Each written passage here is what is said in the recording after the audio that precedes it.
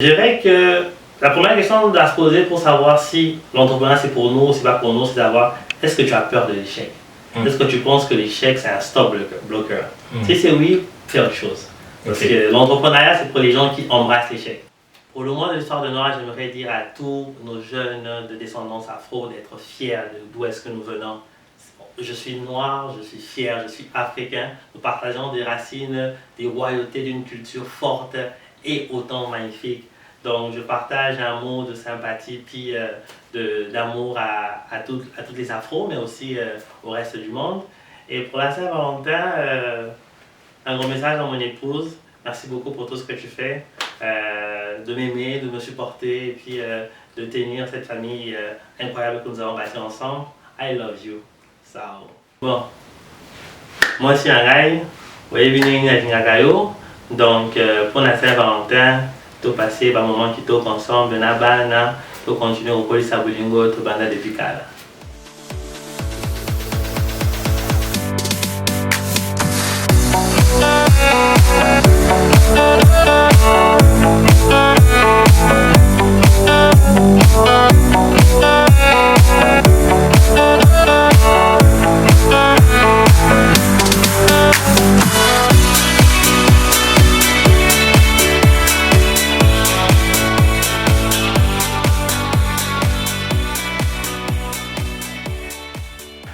Chers téléspectateurs, mesdames, messieurs, bonjour et bienvenue à l'émission Flamme Entrepreneuriale. Nous avons le privilège et le plaisir de recevoir Gloire Lomami, qui est un entrepreneur multitalentueux et qui bien sûr est un investisseur international. Aujourd'hui, il vient nous parler bien sûr de ses investissements, il vient nous parler de l'avenir, il vient nous parler du potentiel financier et surtout, il vient nous donner un tout petit peu des astuces pour être un très bon entrepreneur. Bonjour Gloire. Bonjour Franck. Comment ça va? Ça va, merci et toi? Ça va très très bien. Alors aujourd'hui, on se retrouve pour parler affaires, pour parler entrepreneuriat. Oui.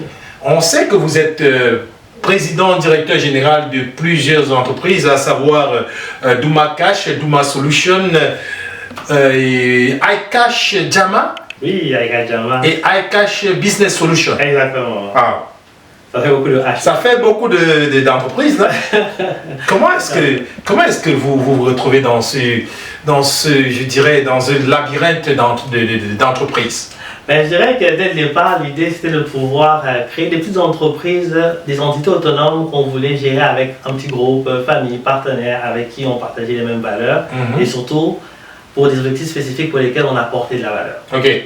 Donc vous voulez apporter de la valeur. Est-ce que votre famille était des hommes d'affaires comme vous aujourd'hui? Ben, au commencement, non. C'est vrai que. Mais moi, tu sais, cette femme entrepreneuriale, ben, ça a commencé depuis très jeune. Enfant, j'ai toujours voulu essayer des affaires. J'ai eu la grâce d'avoir des parents, des proches qui croyaient beaucoup en moi, qui m'ont toujours assisté, peu importe les défauts que j'avais. Donc de là, ça m'a permis, par essai-erreur, à arriver à construire tranquillement, pas vite, des projets, en partant des projets, aujourd'hui des entreprises. À votre avis, quel est le premier investissement ou alors quel est le premier gain d'argent qui vous a donné la flamme d'être entrepreneur, qui vous a fait croire que je peux vraiment faire de l'argent, que ce soit quand vous êtes petit ou bien quand vous avez... Quelle est la première monnaie que vous avez reçue dans une affaire? La première monnaie que j'ai reçue dans une affaire, je dirais que j'avais 13 ans. 13 ans? Oui, j'avais eu, parce que je commençais tranquillement à faire un peu de l'informatique. Ok. Donc j'avais pu créer un petit programme pour une équipe qui travaillait avec un ami de mon père. Donc on a travaillé dessus, puis j'ai été rétribué pour ce travail-là. Ok. Je m'étais dit, oh wow, tu sais, il y a de l'argent à se faire là. Exact. Mon premier programme, le premier programme informatique que j'ai conçu, j'avais environ 13 ans, et pour lesquels, de façon avec beaucoup de surprises, j'avais été rétribué, payé. Et là, j'ai su dès cet instant que, tu sais, dans ma vie, les technologies de l'information, c'était ça. Puis je voulais créer des entreprises qui touchaient à ce domaine. En deux mots, qui est Gloire Lomami? Un passionné. Un passionné. Un grand rêveur. Un grand rêveur. Oui, puis toujours joyeux. Toujours joyeux. Yeah. Toujours souriant. Ça, je confirme. Alors, parlez-nous un peu des business. Parlez-nous un tout petit peu. Quels sont vos business en Afrique et quel qu'est-ce que vous comptez faire? On est en 2024, c'est quoi les projets? C'est quoi les projets porteurs? Je dirais qu'après Covid et aujourd'hui 2024 arrivé, nous voulons déjà être beaucoup plus présents. On est beaucoup plus présents en Afrique. Là, présentement, on est au Congo, la Côte d'Ivoire, le Cameroun, le Mozambique. Et dans le Congo, par exemple, on espère vraiment pouvoir développer des projets dans le domaine agricole. On a eu à faire beaucoup de projets à petite échelle qu'aujourd'hui on veut extendre dans le domaine agricole, dans le domaine de technologie de l'information, où on accompagne les structures dans leur processus de transformation numérique. Mais aussi pour 2024, notre plus grand projet, c'est de supporter et d'aider le maximum d'entrepreneurs au Congo, mais aussi dans d'autres pays aux alentours. Oui, c'est un beau discours, les gens le disent très souvent et même les statistiques montrent que beaucoup de personnes souhaitent faire des choses mais ne passent pas à l'action. Comment vous comptez aider donc ces entrepreneurs-là pour toute personne au Congo qui écoute cette vidéo aujourd'hui et qui veut être aidée par vous? Concrètement? Concrètement, c'est qu'à travers notre structure iCash Diamant que nous avons mis en place localement au Congo, nous finançons les projets. Nous accompagnons des entrepreneurs dans 3 secteurs clés. Dans tout ce qui touche transformation numérique, nous touchons aussi les projets agricoles, puis aussi les projets miniers. Transformation numérique, projet agricole, projet minier. Donc, toute entreprise qui veut faire des transformations peut vous contacter. Tout à fait. Et actuellement, quels sont les pays dans lesquels vous intervenez en Afrique? Présentement, nous intervenons au Congo. Au Congo. Nous intervenons au Cameroun, au Mozambique, en Côte d'Ivoire. 4 pays, Congo, Cameroun, Côte d'Ivoire et Mozambique. Exactement. Et est-ce que c'est dans les 4 différents domaines? Présentement, ces 3 aspects sont déjà couverts au Congo. Au niveau du Cameroun, la Côte d'Ivoire et du Mozambique, c'est vraiment dans le domaine d'abord des technologies de l'information et de la communication.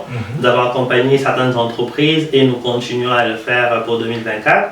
Et cette année, nous voulons maintenant aussi déployer certains produits sur mesure que nous avons pour pouvoir faciliter l'intégration financière de toutes les communautés, mais aussi des entrepreneurs à très faible coût. Comment vous conciliez? Est-ce que vous êtes marié et enfant? Oui, marié, père de plusieurs. Comment vous conciliez alors la vie de famille et de travail? Je vous dirais que c'est un des plus gros challenges. Je dirais que pour pouvoir concilier la vie de famille au travail, ça demande d'avoir la bonne partenaire. Sans cela, je pense qu'on ne peut pas y arriver. Donc j'ai la chance d'avoir une partenaire incroyable, qui non seulement m'assiste, mais c'est celle qui croit le plus. Celle qui croit le plus en vous. Exactement. Et bon, actuellement, pour vous, c'est quoi l'entrepreneuriat? Comment vraiment traverser cette barrière que beaucoup de personnes se font en se disant que l'entrepreneuriat, c'est peut-être pas pour eux? Je dirais que la première question à se poser pour savoir si l'entrepreneuriat c'est pour nous ou c'est pas pour nous, c'est de savoir, est-ce que tu as peur de l'échec? Est-ce que tu penses que l'échec c'est un stop bloqueur? Si c'est oui, fais autre chose. Parce que l'entrepreneuriat c'est pour les gens qui embrassent l'échec. Parce que l'entrepreneur, dans sa vision première, c'est quelqu'un qui veut régler des problèmes. C'est une vision solution te permettra d'arriver au bon endroit. C'est l'aspect financier ou monétaire, ce n'est qu'une conséquence. Souvent, je dis aux gens, lorsque un projet bien ficelé, bien monté, l'argent c'est la conséquence. Mais il faut vraiment s'atteler à cibler des problèmes de société, des problèmes organisationnels et apporter des solutions innovantes. Quels sont vos plus grands problèmes actuellement en tant que chef d'entreprise? Combien de personnes travaillent avec vous ou pour vous? En termes de collaborateurs, je vous dirais, en termes de collaborateurs directs et indirects, on va avoir une 50aine. 50? Si on doit parler à travers nos différents projets d'investissement, tous ceux qui dépendent de nous, on ira aux environs de 200. Vous chapeautez 200 collaborateurs? De façon très indirecte. De façon très indirecte. Vous prenez un peu plus de hauteur? Ben, je dirais souvent la bonne façon de faire, c'est déjà de pouvoir s'entourer des bonnes personnes, déléguer et surtout créer un environnement de confiance. Vous voulez savoir comment les entrepreneurs s'en sortent à Québec? Vous voulez savoir qu'est-ce qui anime les entrepreneurs de Québec? L'émission Flamme entrepreneuriale, coproduite par Diaspora Interaction et Atalia Conseil. Mon nom est Lisiane Randrea, entrepreneur à Québec depuis plus de 13 ans. Alors il me fera plaisir de vous partager des informations, des conseils et aussi rencontrer des gens très intéressants. Si tu as besoin d'argent pour résoudre tous tes problèmes, scanne ce code QR maintenant. Vous devez être travailleur qualifié, nouvel arrivant, citoyen canadien pour profiter de cela. Alors, scannez le code QR. Bye bye, Florent Lial.